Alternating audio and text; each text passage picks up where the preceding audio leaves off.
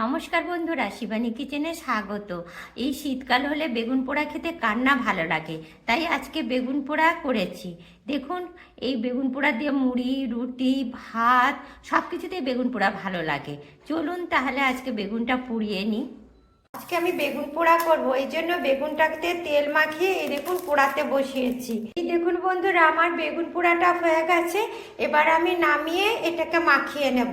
চলুন এবার এটাকে মাখাই। এই দেখুন বন্ধুরা, এবার কাঁচা লঙ্কাগুলো পুড়ে নিচ্ছি। এবার এই কাঁচা লঙ্কাগুলো পোড়া হয়ে গেছে, এবার নামিয়ে নিচ্ছে। দেখুন বন্ধুরা, এই জলটার মধ্যে বেগুন পোড়াটা দিয়ে এই খোসাগুলো এরকম আস্তে আস্তে ছাড়িয়ে নিচ্ছি। দেখেছেন?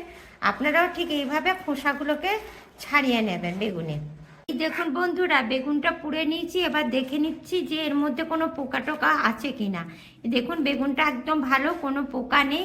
এবার এই বেগুনটাকে এইভাবে মাখিয়ে নেব। এই দেখুন, এবার বেগুন মাখানোর জন্য আমি নিয়েছি, এই দেখুন কাঁচা লঙ্কা পুড়ে নিয়েছি, আর নিয়েছি আদা নিয়েছি, আর পেঁয়াজ কুচি নিয়েছি। প্রথমে এই তিনটেকে আমি ভালো করে মাখিয়ে নেব। এই দেখুন,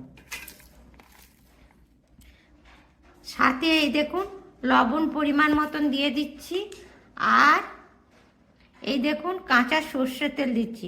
এই কাঁচা সর্ষের তেলটাই বেগুন পোড়াকে টেস্টি করতে সাহায্য করে। এই দেখুন, এবার মাখিয়ে নিচ্ছি। এই যে কাঁচা লঙ্কাটা ভালো করে ডলে ডলে মাখিয়ে নিতে হবে, তাহলেই তো স্বাদটা আসবে।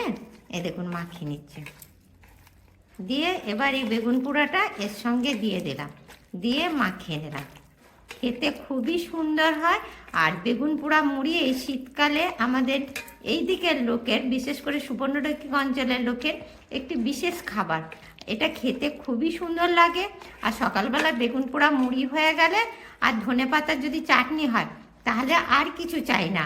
আপনারাও এইভাবে বেগুন পোড়া মাখিয়ে নেবেন। এটা ভাত, মুড়ি, রুটি যে কোনো সঙ্গে খেতে খুবই সুন্দর লাগে। এই দেখুন কি সুন্দর আমার বেগুন পোড়া মাখানো হলো।